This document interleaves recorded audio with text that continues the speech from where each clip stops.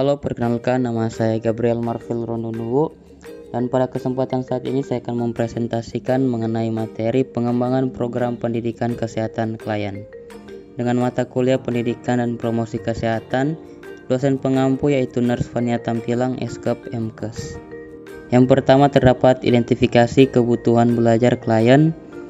Pengkajian dapat dimanfaatkan untuk lebih mengenal gaya belajar suatu populasi dengan mengenal gaya belajar menggunakan multiple intelligence of learning. Pengkajian tipe ini membantu penyaji memahami metode pilihan seseorang dalam belajar seperti gerakan, lisan, visual, intrapersonal, matematis, logika, dan dengan musik atau secara natural. Tujuan dari pengkajian ini adalah diperolehnya informasi dari individu, keluarga, atau kelompok tentang kondisi kesehatan dan berbagai hal yang dapat mempengaruhi proses pelaksanaan pendidikan kesehatan. Metode yang dapat dilakukan dengan pengamatan langsung, wawancara, dan mempelajari data yang telah ada.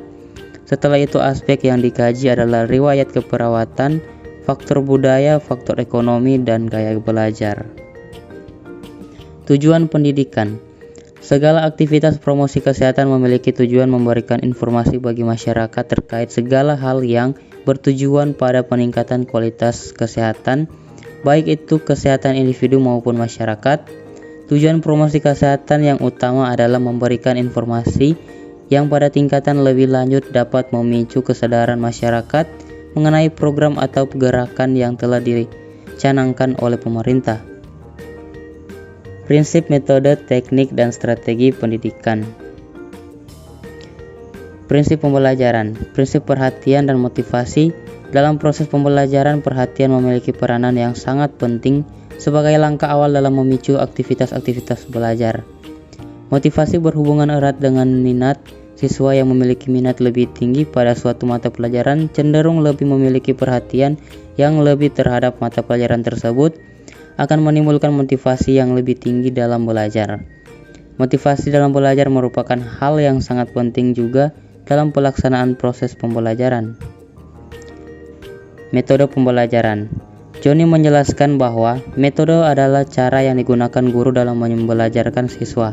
Selain itu, metode juga bisa dipahami sebagai cara kerja yang teratur dan bersistem untuk dapat melaksanakan suatu kegiatan dengan mudah dan sistematis.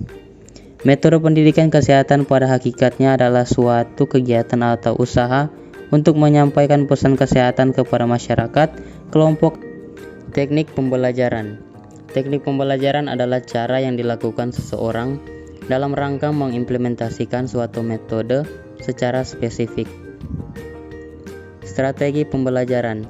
Komalasari menjelaskan bahwa strategi pembelajaran adalah suatu kegiatan pembelajaran yang dikerjakan guru dan siswa agar tujuan pembelajaran dapat dicapai secara efektif dan efisien.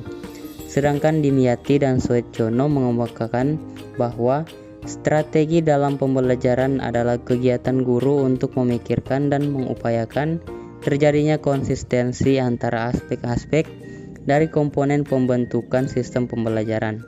Lebih lanjut dikemukakan bahwa penentuan strategi pembelajaran tidak hanya dilakukan guru dalam pelaksanaan pembelajaran, tetapi juga dalam perencanaan pembelajaran. Media pembelajaran, media pendidikan.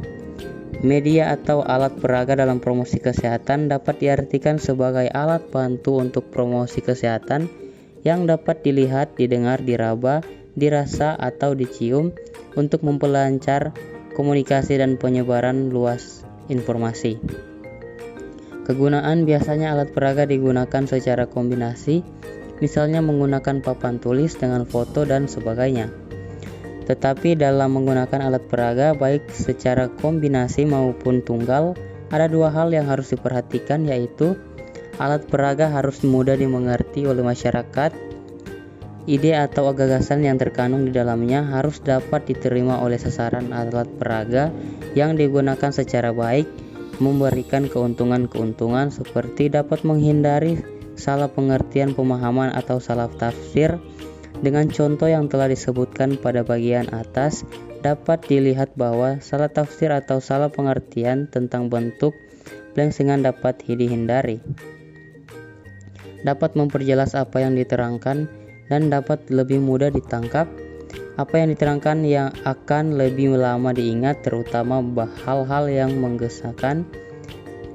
Dapat menarik serta memusatkan perhatian, dapat memberi dorongan yang kuat untuk melakukan apa yang dianjurkan. Implementasi pendidikan kesehatan klien. Perawat perlu fleksibel dalam mengimplementasikan berbagai rencana pengerjaan karena perencanaan mungkin membutuhkan perbaikan. Mengimplementasikan rencana mengajar memerlukan keterampilan personal seperti teknik komunikasi. Perawat dapat memfasilitasi proses belajar klien melalui pendekatan yang ramah dan hangat. Penampilan sikap perawat memiliki efek yang besar dibandingkan dengan faktor yang lain. Di bawah ini adalah petunjuk yang dapat membantu perawat ketika mengimplementasikan rencana pengajaran. Waktu yang optimal untuk masing-masing sesi bergantung pada klien yang belajar. Kecepatan dalam setiap sesi juga mempengaruhi belajar. Keadaan lingkungan dapat menurunkan atau membantu belajar. Alat bantu belajar dapat membantu perkembangan belajar dan mampu memfokuskan perhatian klien. Jika menemukan sendiri isi atau substansi, klien akan belajar lebih efektif, melakukan pengulangan materi dari yang tidak diketahui ke yang diketahui dan hubungan dilihat secara logis, menggunakan bahasa orang awam yang dapat meningkatkan komunikasi. Evaluasi pendidikan kesehatan klien. Evaluasi aspek psikomotor klien. Pendidikan kesehatan merupakan proses belajar yang harus dialami oleh individu, keluarga, kelompok, dan masyarakat yang menjadi sasaran dengan tujuan akhir perubahan perilaku. Membagi perilaku ke dalam 3 domain: kognitif, domain sikap, dan domain psikomotor. Kognitif adalah merupakan hasil tahu dan penginderaan seseorang terhadap suatu objek. Domain sikap adalah reaksi atau respon yang masih tertutup dari seseorang terhadap suatu stimulus, sedangkan domain psikomotor adalah respon yang terlihat secara langsung oleh orang lain atau biasa disebut dengan praktik. Evaluasi belajar klien. Tahap asuhan keperawatan yang terakhir adalah evaluasi. Evaluasi dilakukan untuk mengukur keberhasilan intervensi yang dilakukan serta menilai apakah kebutuhan intervensi lain. Evaluasi dapat sesuai dengan macam-macam klien, yaitu evaluasi individu, evaluasi komunitas, dan evaluasi keluarga.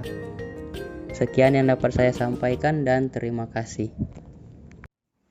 Halo bagi teman-teman yang sudah lulus dari SMA atau SMK dan ingin melanjutkan ke perguruan tinggi dan masih bingung untuk bergabung dengan universitas mana, saya dapat menyarankan untuk dapat bergabung bersama kami di Universitas Pembangunan Indonesia Manado, yang dimana di Unpis sendiri sudah terdapat 6 fakultas dan 8 jurusan yang dapat teman-teman pilih sesuai dengan minat kalian.